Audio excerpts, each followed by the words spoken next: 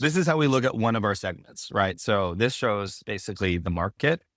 This is everybody in the market and our current engagement level with that person, right? Have we ever talked to them? So as you can see in this market, we've talked to a lot of folks. There's actually a lot of people that we haven't even touched yet. So this is like how we would prioritize.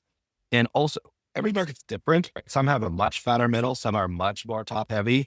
For us, our revenue potential within an account is largely dependent on like their sort of gross revenue, the number of customers they have. So we are directly correlated to the top heaviness of one of these markets.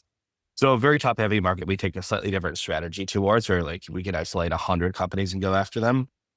Whereas the other markets with a good below 25 employees, we don't really see much value. So it's about 100 companies there.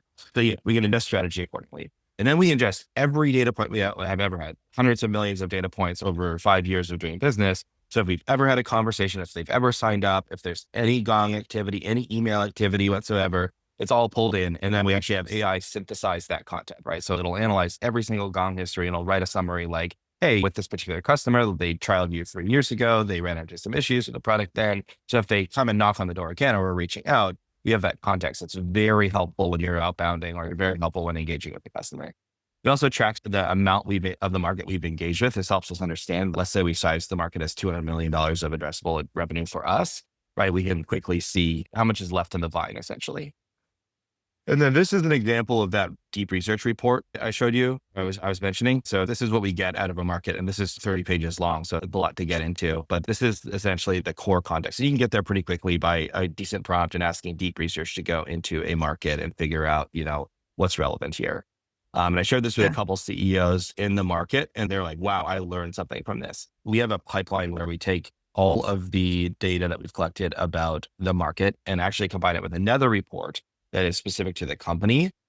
So like before we go and up on a person at that company, we actually go and pull a similar 15-page plus report from deep research, well, actually Perplexity on the company. So you have Okay. the market context, the company context, and then the person context. And so now that's plugged in along with a prompt that says, hey, generate some content for outbound that would do X or Y. So you can play around with the prompts. They have to include some context in the value prop and the ROI. But that we've seen that like it's the content that we've been able to produce in those pipelines is significantly better because of the context. So we're in the middle of automating this a bit more. I don't have anything to show on that, but anybody who's played around with any of the agentic flows of the context that you're going to inject in one of those prompts, you can imagine how easy it is to get some value from that.